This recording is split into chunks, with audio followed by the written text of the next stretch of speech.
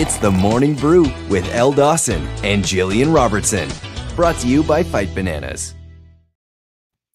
Good morning, people. It is the Sunday Morning Brew. Apologize for my face today. To my left is Gillian the Savage Robertson. How you doing, G? I'm doing good. How are you today? I'm good. I can, maybe if I just like hold it open.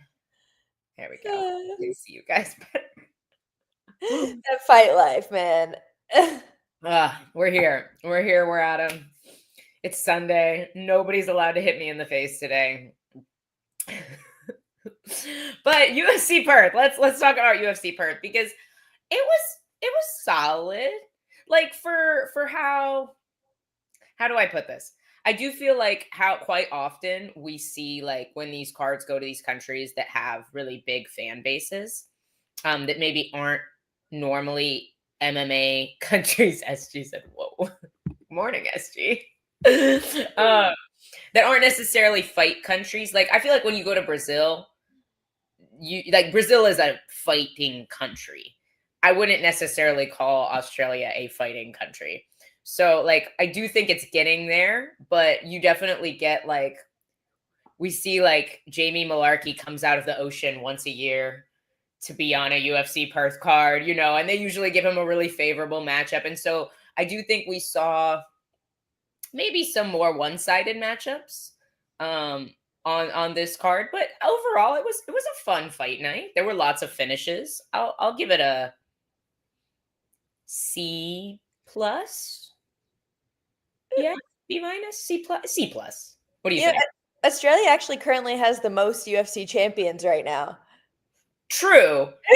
They also like if we think about it's newer there. You know what I'm saying? Like it's a newer there. I feel like it is newer there, but I feel like that being said, it is one of the bigger emerging, like MMA hotspots. Kind of. I feel like within the last couple of years, we've seen so many people come out of Australia, New Zealand that, like, especially like City Kickboxing, they just keep on producing like star after star. It seems like. I feel like there's a lot of guys that are and girls coming out of there now where. Right now, we're not really seeing as many American or Brazilian champs, So like Australia, I think is like really coming up lately. But last night, I think whenever the UFC goes to like certain countries, like whenever they're traveling abroad far, we see a lot of times one-sided matchups. Like we saw it in Shanghai, we saw it in Mexico City, we see it again last night where sometimes it's just kind of typical, they have a lot of their guys on the card. They want to get their guys better fights. That being said, I'm like, just the level of this card as a whole, I feel like there's very few fights that I watched on it and was like, this is a UFC fight. So many, like, they just felt almost like a good regional level show. Like, it was definitely good, fairly well-paced fights. Like, they weren't like boring fights. They just didn't seem at the highest level. To be honest with you, one of the biggest exceptions to that, in my opinion, were the ladies. Alexia Thainara especially. Dude, that girl's really good. Like, I was very, very impressed with her. This was a great fight, too. This was a banger. Once Michelle gets fights to the ground, I think you see her technique and her level is above a lot of women at that level. So I'm super excited to see her just continue to develop. But man, Michelle's my girl. I love her. I'm super pumped for her, but I have got to give some props to Alexia Thainara. Just the blend of her game between the striking, the grappling. She had some sick takedowns, like some really slick, like I wrestle. Loma defends well because she's got strong hips, good Muay Thai fighter with good takedown defense, good UFC record. Like Loma is I feel like a really solid fighter. You would see her defend a really nice shot and Thainara would just chain wrestle beautifully off of it. So I'm very impressed with her. I'm assuming you had eyes on that fight. Obviously, that's your weight class. Yeah, obviously. And I guess seeing Thainara come in her second fight in the UFC, getting Loma, who is 14th ranked, I was surprised at that initially, being like, only 2 fights in, you're getting a ranked opponent already. And but she definitely put on a good performance. I guess I wasn't as impressed as you were.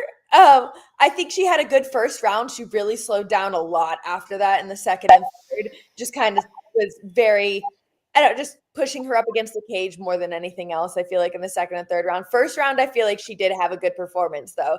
The next 2 rounds didn't impress me as much. Fair enough. I was impressed. I was. And but this is a good one. Ooh, I would actually really like to see this fight. Her versus Loopy. I would really like to see her fight somebody who can wrestle.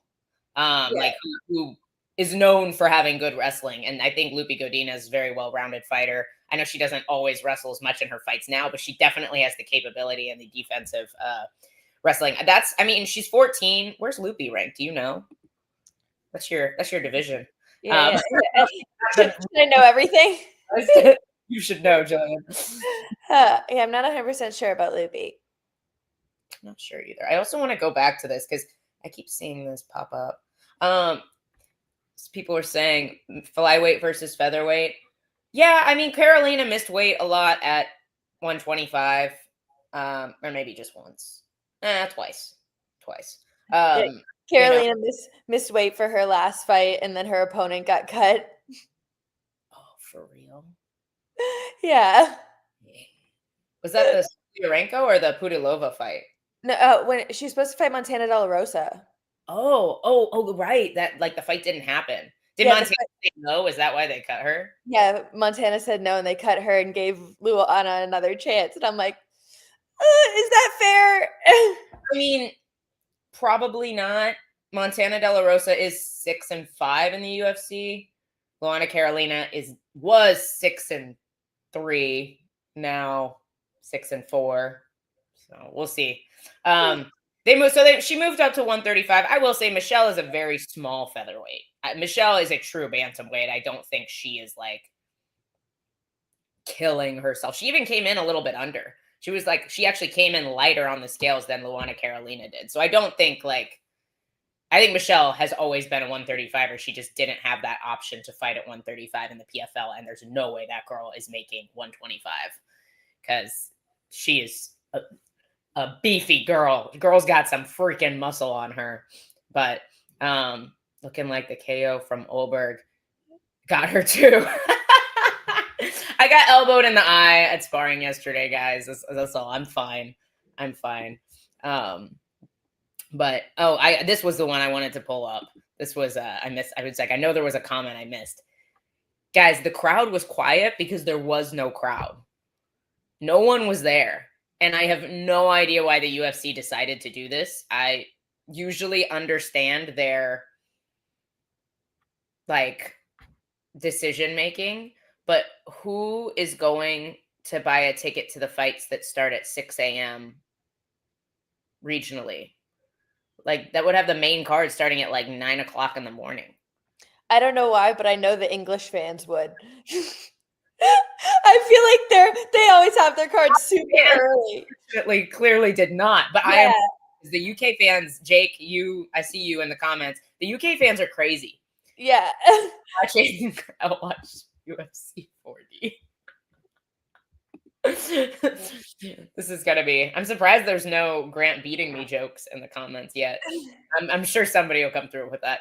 But no, the UK fans are nuts. You guys will watch at 3 o'clock, every week. You guys watch at 3 o'clock in the morning, but apparently the Aussie fans did not come through like you did. So it like I said, even just the level of the card though, they didn't really have the star power on the card. They had a lot of Aussie guys, but they didn't have any big just UFC names in general. So I feel like that didn't really have the draw to it. Obviously, I don't understand why we're going to do a card not at the time of where it's at. When we did the Shanghai card, it started at 6 a.m. in America. Right. I'm like, why not do the same for the Australia card? Why what's the difference between the Shanghai card less than a month ago and the Australia card now? It would have made, if there was, like you said, if there was an Israel Adesanya or a Volkanovski on this card, it might have made, if this was a pay-per-view card, it might have made sense to make it US time. But I don't think a card like this drew enough eyes from the US to put it at US time rather than put it at the proper time in Australia. Not to mention, it was super late for us here too. So I was going to say that, man. A lot of people did not stay up for the main event. Oh yeah, I was struggling last night. I was like, even just to make it to the main card, 10 p.m. Like, I don't know that it to start fight nights that late seems. I don't. I understand the pay-per-views. To start fight nights that late, I don't get it. Yeah, no, I don't get it either. I would have, which I get, like, that they probably were like, okay, well, we're gonna do it in the morning in Australia. We definitely can't start earlier than 6 or nobody's gonna be there. Like, it literally, if you saw, the UFC usually does like a post and it's like whatever, like, stars are there, and they were like, yeah, there were so many stars there, and it was like, yeah, sure, Israel, Dan Hooker, like Volk, like the main people you would see at a UFC show, but then if you look behind them, it's just empty. Like, there's not a single person in a seat. And I was like, those were the only people that came, are the people that were there to watch their teammates. Because they had to corner. Also, I feel like there were a lot of Brazilians there. Is Brazil closer to Australia than I think it is? Because for me, I was like, isn't that like the same as flying from the US? Yeah, I have no idea. Whenever I flew to Brazil, I know I fought in Sao Paulo, and I know it was 8-hour flight, and I was surprised. Yeah, I was still surprised though that it was that far. I thought it was closer. I was like, oh wow. But it's just straight shot south. Like, you're in the same time zone when you fly to like Rio or Sao Paulo. Usually, like, you usually don't have to switch time zones. Yeah, I think it was like an hour different, maybe. Yeah. Australia is literally opposite time zone. So in my mind, it's also on the opposite side of the world from Brazil, like it is the US. So I was like, why are there so many, like, why was Roofy there? So random. See, honestly, I actually even made a joke to my boyfriend because I was like, oh, that's Roofy. And then I was like, wait, no, he wouldn't be in Australia. Didn't even realize that it was actually him. They picked a time where it would be nighttime for everybody. Honestly, they're like, let's pick a time when everyone will be asleep, no matter where they live. So now the UFC needs Alex to win, and they get what they wanted: Gilbert versus Alex. And then do what Dean said, trade Ankalaev for Dakota. Dude, I mean, they were totally prepared to trade Merab for Dakota before he was champ. I think the difference is that was before Merab was champ, not after he was the best guy in the world in his division. So there's definitely, it's a little bit dicier probably at this point. But I'm not dogging on Dean for saying he'd rather watch Dakota fight than Ankalaev, because I'm kind of with him. Dean was saying, he's like, I said that in an interview like 2 or 3 years ago, and then it came out somehow. So then now he's like, know what? I'm doubling down on it because I still stand with it. So now it's coming out again. But I'm like, if you want to consider like Merab versus Ankalaev, even like as champions, who has the big, like, Merab's such a huge star power at this point, where Ankalaev doesn't really have that following, that fan base, and even just like a necessarily entertaining fighting style, like something that people do want to watch. So I'm like, and it's understandable when it comes to the entertainment, the business side of it. I'm like, Dakota is the bigger star. No, 100%. I mean, how often have we seen fighters that aren't in the UFC nominated for Fighter of the Year? How often does that happen? I'm pretty sure it might be 2 years in a row for her. Like, we don't see this very, very often. I do think Kayla Harrison was one of them. But she, once again, it was very obvious what her path was at the time, that eventually she was going to be in the UFC and be a champion. Like, we kind of saw it before it happened. And I think the same is probably true for Dakota. And here it is. We have, once again, not gotten through a single Fight Bananas show without talking about Dakota Ditcheva. I knew she'd be in the comments anyway. So, but, I think the story is very similar for her. I'm sure, hopefully she'll be back in town soon.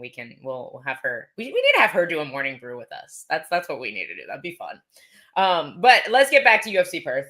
Because it's already been 15 minutes and I do have to make this a shorter show today.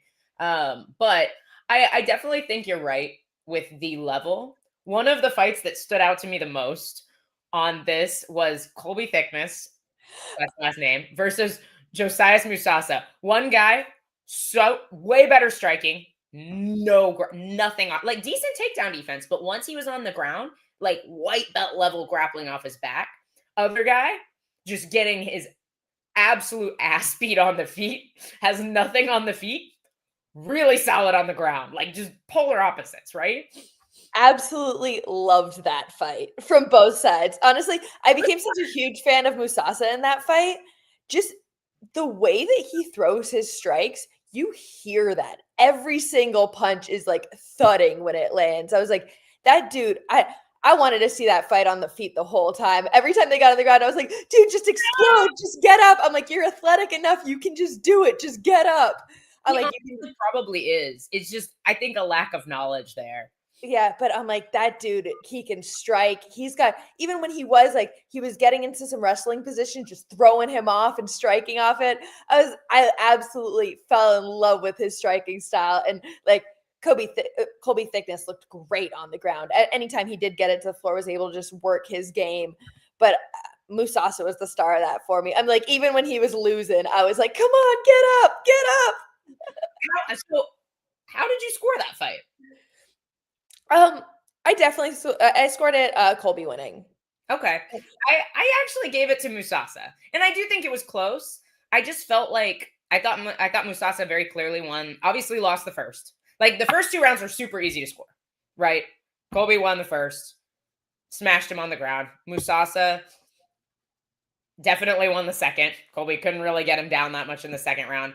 That third round, I felt like Musasa won the entire first 4 minutes. And then I just didn't feel like Colby did enough in that last minute once he did get the takedown to really steal the round back. I didn't see enough damage personally. And that's coming from me, who is always very biased towards grapplers. Have not watched it back, but I feel like I wouldn't have been mad if Musasa had gotten that decision. Yeah, I guess I maybe need to watch it back. I definitely agree on the first 2 rounds. In the third round, I remember a lot of Musasa just being like, he was defending takedowns, but just not being able to get off the cage a lot as much. So I'm like, just more due to, I guess, inactivity. Like Colby was just holding him up against the cage or getting the takedown, being able to secure position. I felt like he just had more control, and Musasa didn't do enough damage in that third round to really, I guess, win it against an Australian. That is fair. I definitely think that was very true as of last night. I mean, there were definitely fights where obviously like there weren't any like glaring robberies in my opinion. Like Michelle very clearly won. She went to the judges scorecard. I think she had a couple 10-8 rounds, at least one 10-8 on a judges scorecard. But I definitely feel like that was a very close fight. I thought Malarkey won his fight. I did think Bedoya, if he had fought like he did in the third round earlier in that fight, I think that would have been his fight. Man, he is just one of those guys where I feel like he just can't put it together. Hey, he looked small, even at lightweight. And he was he was fighting at welterweight when he came into the UFC. Yeah, I really think that Malarkey was just freezing him up with those shots. Like he was so scared of getting taken down after, like he shot a clean double leg in the first round and was able to just control him the rest of the round. And then second and third round, we really got a different fighter. I think like the way Bedoya came out in the first, like he came out to strike. And then after that first takedown, it just completely shut him down. Yeah. Oh yeah, that's right. I forgot about the up kick. We need to talk about this because I have to talk about this. If you foul on the ground, you go back to the ground. I would rather not have my opponent lose a point than lose my freaking position that I worked super hard for, especially considering Michelle got dropped on the feet. If that girl had gotten back up, clipped Michelle and finished her, like that's totally that ref's fault. I was so upset about that. That is bad reffing. This is maybe, I don't know, this is me just questioning the rules. If you really watch the video slow, I'm like, it's her top of her foot on the ground, not her knee. I'm like, I just don't know the rule set for it. Like, what is if you watch the slow motion, it's like her knee's like an inch off the floor when that kick lands. I didn't go back to watch it back. It looked pretty clearly like a foul to me, but I didn't go back to watch it. Her knee is like Michelle's knee is probably like less than like you can see it in the slow motion. Her knee's just up off the floor, but her like the instep of her foot is on the floor still. So she's just elevated a little bit. And I'm like, is that grounded there if the top of your foot is on the floor, but your knee is not? I think we need to address intent because there's no way like she didn't look like she was coming up, you know? She looked like she was down. And if you're Luana Carolina, there's no way you could see her knee coming off the ground a little bit. So I think you have to take intent into it. Yeah, you could argue though that little bit of her knee coming off the floor was her coming back a little bit, you know, so she might have been feeling her pressure off and trying to kick to push her away. I don't know. I'm like just watching it. It's definitely obviously I understand why the ref called, like I would have called it the way he did in the moment. Like it looked very intentional with a knee on the floor. But I'm like just like talking like very, you know, like I don't know, the rule set of MMA. I'm not sure what would be considered in that position, like if that is the case, you know? Yeah, I'm not honestly not sure. Would it be considered like an action variance or I don't know. I honestly don't know. Well, talking about with it dealt the way it was, she should have gotten that position back. I hate when that happens. Talking about refs though, last night with Neil Magny.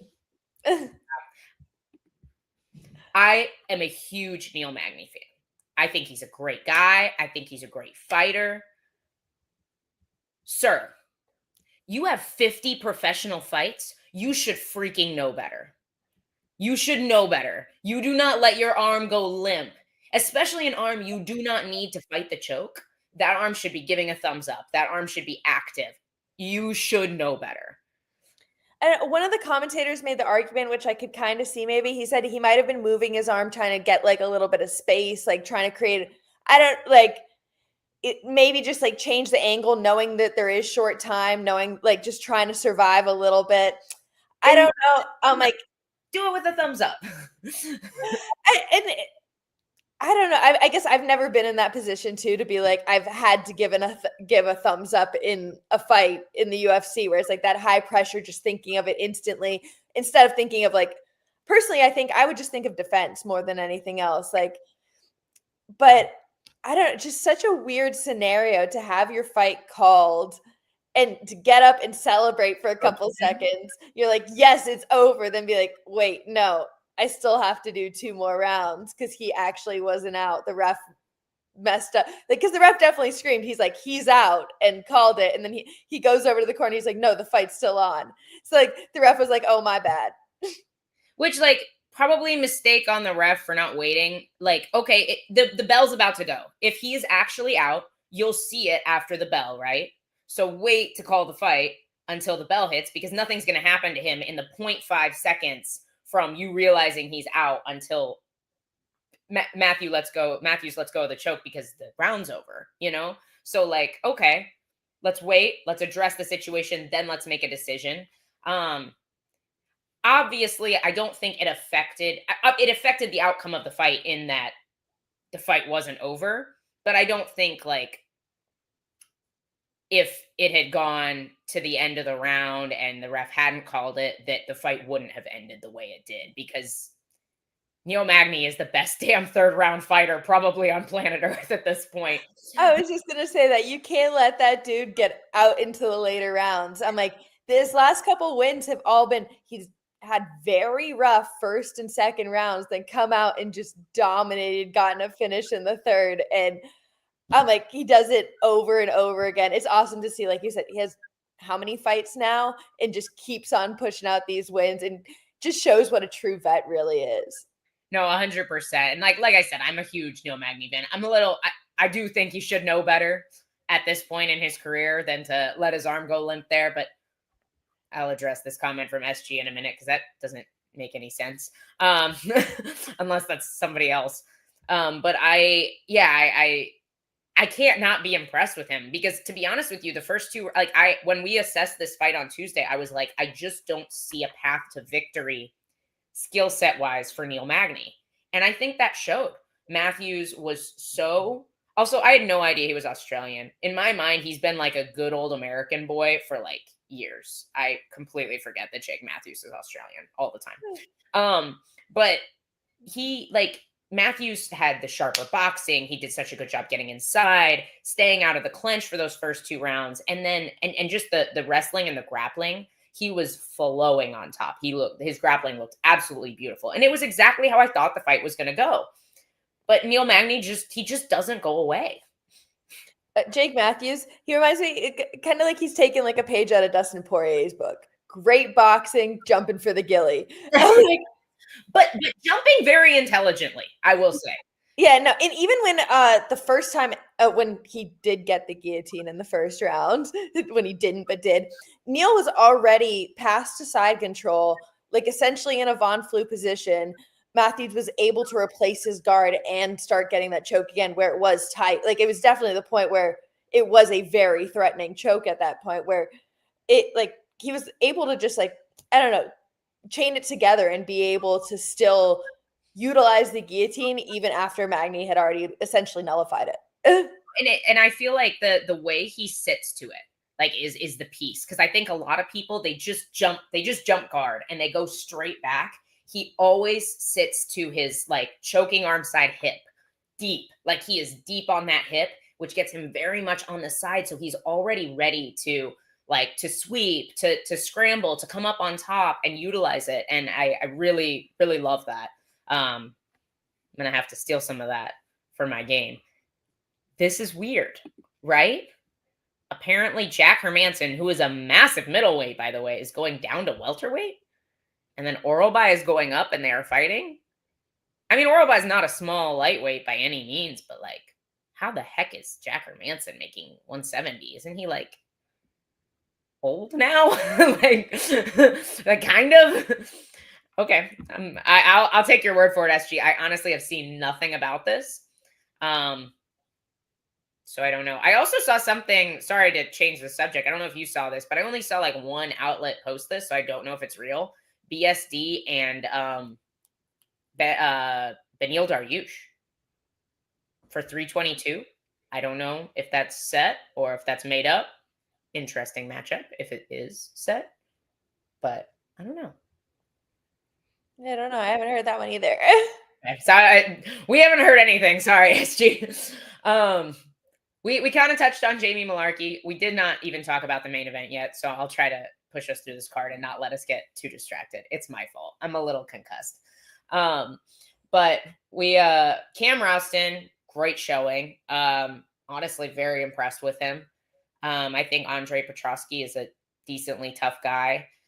He can wrestle. He's got power.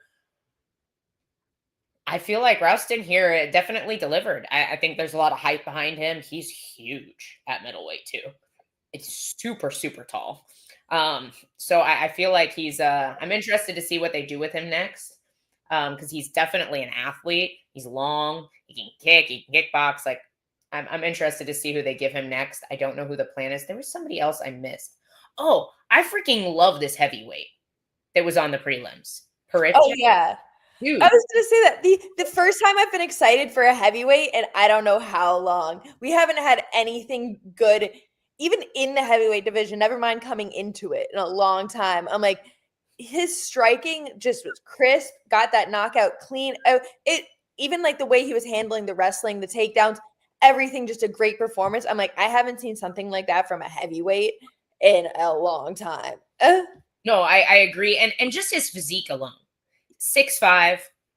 He's not a fat guy. Like, he is an athlete. Like, this is what we want the heavyweight division to be. This is what the heavyweight division once was before USADA came and ruined it.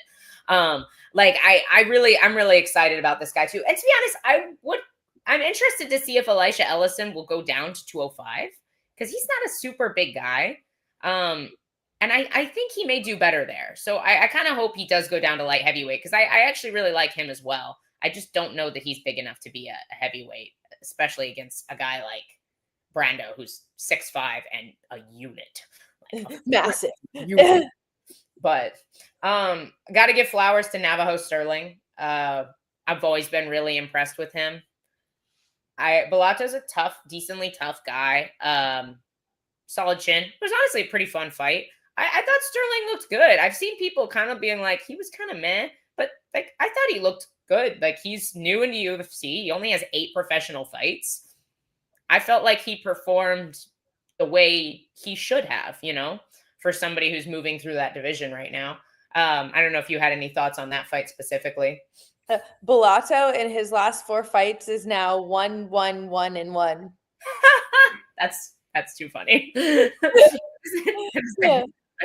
A win, and a loss, a draw, and a no contest. Wow, that's 1-1-1-1. Yeah, that's honestly, at this point, I feel like he's just out trying to collect these items.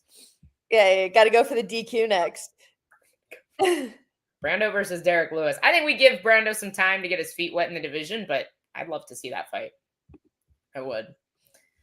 But okay, we have comments in the question. We have questions in the comments that I will try to come back to at the end, guys. I'm not ignoring you, but dude, I wanted like 3 more rounds of Tom Nolan and Charlie Campbell. That was probably my favorite fight on the card. I wish it had been longer. That was so much fun. You could just see Charlie Campbell was putting his all into it. He was coming out there all heart. It was just fighting for that win. A little bit reckless, but he was going for it. and had a heck of a chin. Like, ate some really hard shots. I just gotta point out, Chris Duncan knocked the brakes off of Charlie Campbell, which makes this even more impressive looking at him take these shots from Tom Nolan, who I really like. Honestly, I'm very impressed with Nolan at this point. I feel like he's definitely like has some room to grow, but I think he's going to do well. I'm interested to see how he does with somebody who wrestles pretty heavy. I don't know that he's got the ground game on bottom to deal with that. I definitely think he has good, solid ground game on top, obviously, but I am interested to see how he does in a division that is so grappling heavy, like lightweight. You've got a lot of really good wrestlers there in that top 15. But he's got room to grow, only 11 professional fights. But I like the kid a lot. He's fun to watch. Just from the clench, he's vicious with those knees and elbows. The knees he was finding over and over and over again. I'm like, I think that's really what injured his opponent at the end, like right before he was able to get the finish too. He landed another little nice knee in the clench. But yeah, just taking them over and over. You can only take so many of those to the stomach before you're going down. No, 100%. What is this? Is it weird on the prelims, Urslan being main card? I think Urslan wasn't on the main card. I think Jimmy Crute was on the main card, and Urslan just happened to be his opponent, I think is what happened here. Because Sterling's still pretty young in the UFC. What, like 2-3 fights? I don't know. Me too. Young in the UFC. Very young in the UFC. But I don't think they'll have them fight each other. Sterling and Crute. Like, have you ever had them? Have they ever had like 2 Aussies fight each other in Australia? Has that ever happened? Not that I can think of. Yeah, they usually don't match them up together because they want as many local guys on those shows to get wins as possible.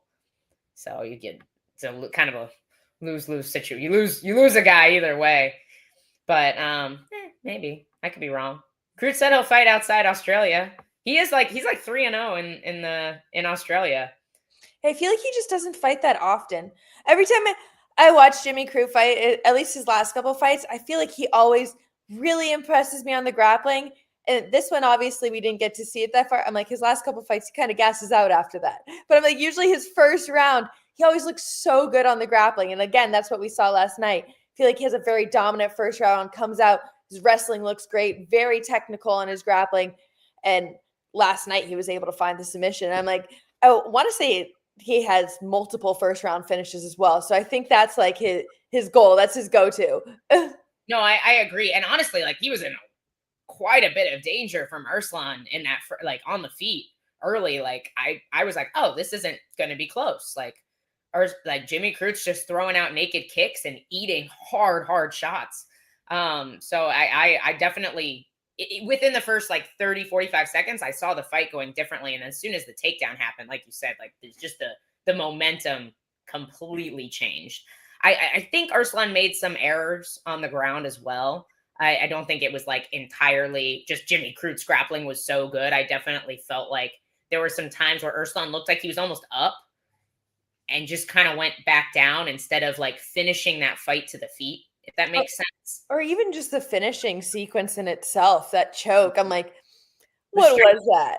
Yeah, like that was just as much of Urslan giving up as it was like Jimmy Crute. Like Jimmy Crute definitely wore him down to that point, but Urslan, there's no reason he shouldn't have been able to turn his body inward at that point. He had the space. Yeah, he should have been able to, like, Jimmy Crute's head was so far away from Urslan's head. There's no way that he would have had the same control for an actual like rear naked choke. He should have been able to defend that. He should have been able to turn in. And I think it was more of like a panic tap. Like, this hurts, and I'm not familiar with these positions, and I'm nervous, so I'm tapping. No, man. Put him in the camel clutch. Is that a thing? I don't. The commentators were saying that it was some WWE move, so I don't know if that's what he's referring to. Hilarious if that is. That's a WWE finisher. But yeah, it was a little strange that finishing sequence. I agree. Maybe an injury combined with a giving up a little bit, but that is the wrestling move. Yeah, you called it the camel clutch. It's why we need Dave for our random WWE fact of the day. But when we talked, we were going through this card. We don't want to miss anybody. We talked about Neil Magny, best third round fighter of all time, clearly. When we did Banana Blitz on Tuesday, my underrated banger was Jack Jenkins versus Ramon Tavares. Not Tavares, Tavares. I keep messing up his name. And I was not wrong. That fight absolutely delivered. The kicks from Jack Jenkins, always. And I love that he was able to just make the adjustments from the closed stance to the open stance. Okay, the closed stance is gone. I don't have this calf kick that I'm super comfortable with. Fine, I'll kick the head. I'll kick the body. And he was just spamming those. And it was really beautiful to watch. Yeah, I feel like Jenkins had a very good first round, like you said, with those kicks, just opening, like finding his openings just to the body, to the head, to the body, setting him up beautifully. And then the second round, Ramon Tavares made a lot of very good adjustments with his boxing, being a little bit more aggressive, closing the distance, not allowing Jack to get his kicks off as much. And then the third round, Jack made another adjustment and was like, all right, we're going to wrestle now. So I'm like, I feel like they were both just, you could see the evolution in the fight and like the fight IQ from both of them. It was definitely a great fight to watch. No, it was super fun. Ramon Tavares, I believe, is he 0-4? I think he's 1 I would say 1-3 or 1-4 in the UFC. I'll pull it up real quick. And he's missed weight in 2 weight classes. I don't know what that means. However, he is a very fun fighter to watch. And those guys tend to get more 1 and 2. I'm sorry. Not as bad. That's right. Okay. Had a really good win on Contender Series. He beat Cortavius Romeus. He's a Missouri guy. So I kind of came up watching him fight. Very, very talented guy. Had the split decision win over Saidi, but he missed weight. Lost to Davey Grant, and then he's just lost to Jack Jenkins at featherweight. So 1 and 2 in the UFC. I think they'll give him, hopefully they'll give him another shot, especially with how fun he is to watch. However, we saw what happened with Brian Battle. We've seen other people get cut off of issues like this. So, and they seem to be making a lot of cuts lately. I think it just makes it better for them that the opponent said yes. Or like, I feel like that's such a big situation. Well, I don't know. I guess maybe not. Cause like we were talking earlier with the Montana De La Rosa and Luana Carolina. I'm like, Luana was the one who missed weight. Montana said no, and she got cut. Then we look at Brian Battle. His opponent said no, and Brian Battle gets cut. So I don't know. I guess it can go either way, but I feel like the fact that the fight happens is such a big thing. Like even like with the Kelvin Gastelum missing weight, even the fact that the fight was just able to happen, I think it just kind of like slides it under the table a little bit. So the fact that their opponent stepped up and accepted it and took the fight, I think is really what kind of, I don't know, gives them a little bit of that lenience because they still go out there and perform. They're not ruining they're not taking another fight away from the card, which this card couldn't afford to lose another one at that point. Dude, I saw that Justin Taffa got cut. I'm assuming that's real. It should be. they had to replace his opponent. I'm pretty sure they signed a guy to replace his opponent, and then he pulls out fight week. Like, you can't be doing that. And both brothers were supposed to be on the card. I saw somewhere that the card originally had 17 fights and was down to 12.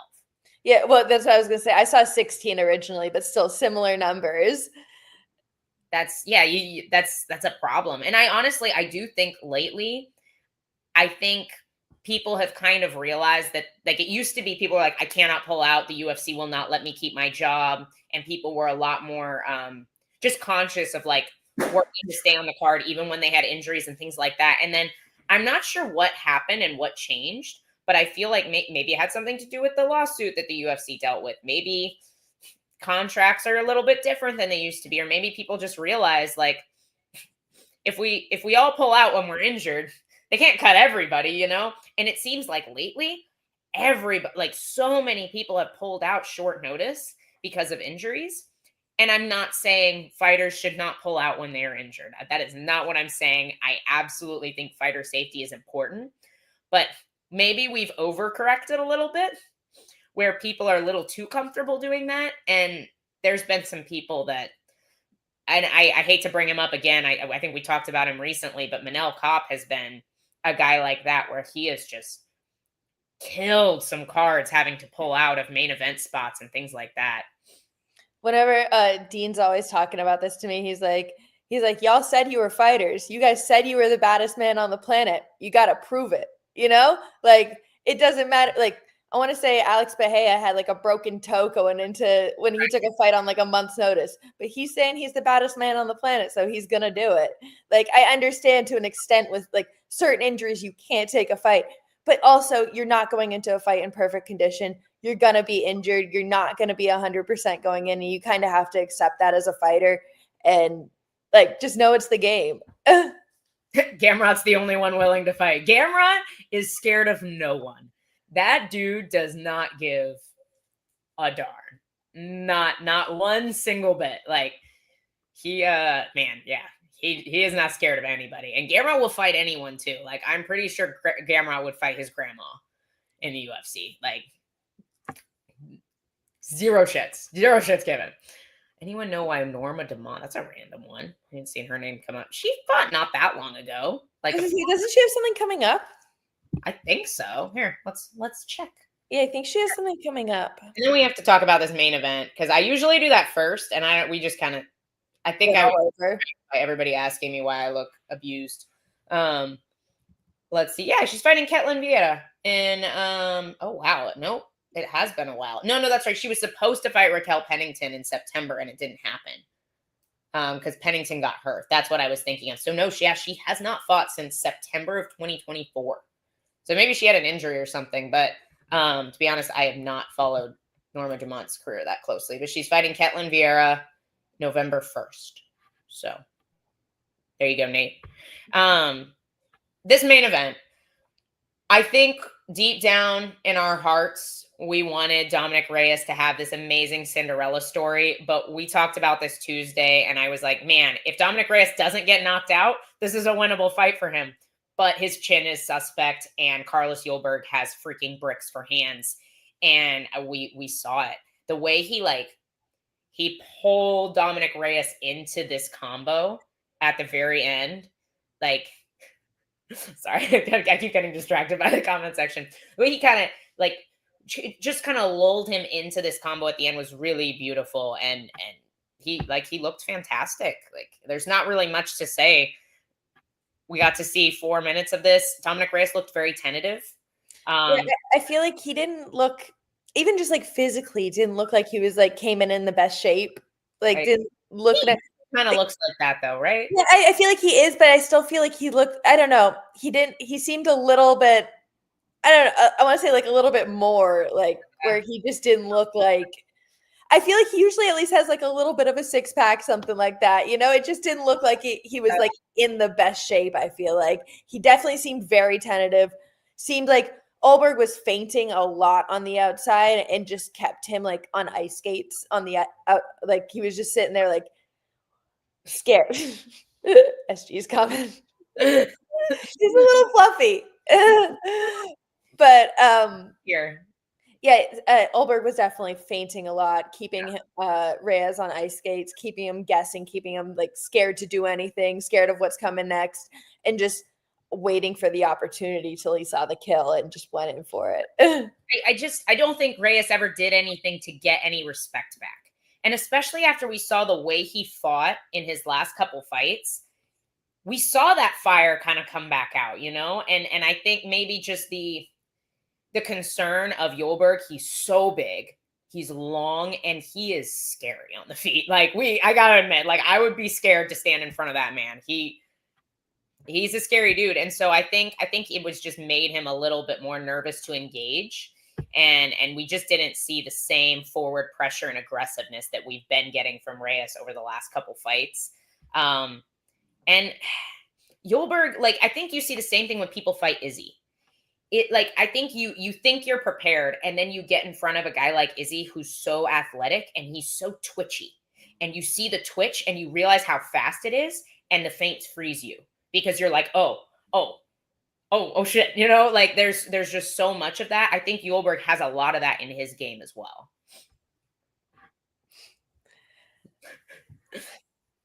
Olberg, am I saying it wrong? Olberg. I pulled a Dave. Yolberg. Yeah, I think you're pulling a Dave. My bad, guys. Sorry. But no, definitely like just such a powerful human being. And so, like you said, just able to draw out the attack, just very patient. It was like in that fight, nothing really happened until it did. You know, it was like very slow pace, a couple leg kicks from both sides, and just a lot of feints until he saw the kill and like just exploded on it. It's so funny, like when we compare this to the rest of the card, there was definitely like the Matthews fight was very technical. The Jack Jenkins was very technical. Ramon Tavares even looked pretty solid in the boxing. But like the most of the card overall was like super fun, not so technical. This fight, I feel like, was just a tactical masterclass from Olberg. Like you said, he didn't do a lot, but being able to slow the fight down like that, that's a skill in and of itself, you know? Oh, no, 100%. Just being able to have that tempo change, being able to slow it down and then choose whenever you're like, all right, now we're picking it back up. Now I'm going to come at you. That tempo change in, like, I feel like it's speed, tempo, direction, just being able to change all of those. And that's what's keeping your opponent on ice skates on the outside.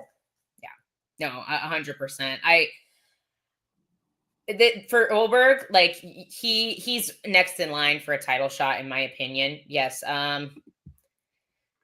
I mean, Olberg's on a bigger win streak, isn't he, than either Roundtree or Yuri? Let's compare. Let's compare real quick. This is the last thing we're gonna do, guys, and then I gotta run.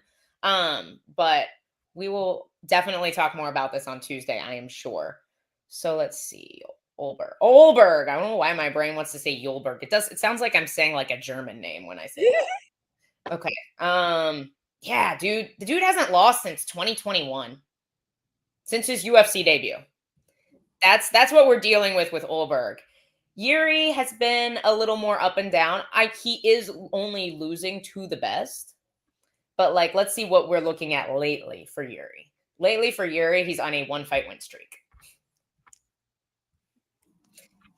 Khalil Roundtree, I think, is similar. I think maybe 2 since he lost to Alex. And obviously both their last losses, Yuri and Roundtree, I believe both of their last losses are Alex Pereira. So you can't really scoff at that. They're literally both on 1-fight win streaks over Jamal Hill.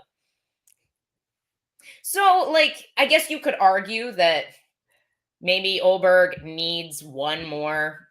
I don't know, but I'm just looking at his record now. Names like Jan Blachowicz and Dominic Reyes, like, it's not like those are nobodies that he's beating. Like, those are 2 big names to have that I think do put you kind of in that position. Yeah, no, I agree. And honestly, I disagree with this, Duke. I think you could make Olberg next either way. But I got elbowed in the face yesterday at sparring. It happens. Apparently only to me, but I'm just kidding. I think you can make the case for Olberg to fight either guy, to be honest. I really do. I like, we don't want to see if the same thing happens between Ankalaev and Pereira, I don't ever want to see that fight again. I will be upset if the UFC makes that fight again. So I think it makes more sense to just let Olberg have that shot. Yes, it's a more enticing matchup to do Olberg and Pereira just because of the styles, but I think you can make the argument for either. But Olberg and Roundtree. That's the fight I want to see. Honestly, I'd be fine with that. If they're just like, hey, none of you deserve a title shot next. Like after the Ankalaev and Pereira fight, like we'll have Olberg fight winner of Roundtree and what's his face? Yuri. Thank you. I was just looking at it. Clearly I'm a little concussed. But yeah, I'd be fine with that too. Honestly, I kind of want to see him fight Yuri, just because Yuri's like kind of a hard puzzle. Yeah, no, I think both of them would be interesting matchups, honestly. I think I'm almost more interested in those versus watching him fight like Ankalaev. Yeah. I'm not interested in watching Ankalaev fight anybody, to be honest. Where's Dakota Ditcheva? I respect how good he is, but it's just like, it's just not interesting. Mm. You know? We usually know what's going to happen, and it's usually not that fun to watch. It's just like this sport, it is more than just being good.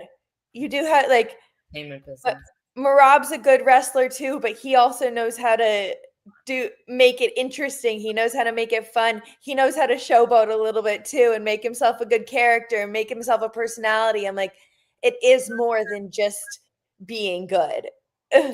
No, I agree. I agree. Okay, guys. I'm sorry we didn't get to all the comments today. We love you. We have to run. We got to do it. I'm sorry. I would love to talk about MMA all freaking day with Gillian and you guys, but we have other things to do. We love you. Tuesday, we will be back to our regularly scheduled program, 1 to 3. I think we've got some guests coming this week. Not sure who yet. I'll have to talk to Dave, but it should be fun. What else is going on this week? We have UFC 320. There will also be something out at some point. Leah, Destiny, and I will all be breaking down UFC 320. So that'll be a good time. But we love you all. We will see you Tuesday. Do you have anything else to say to the people, Gillian? No, I think that's good. Cool. Bye, guys. Have a good Sunday.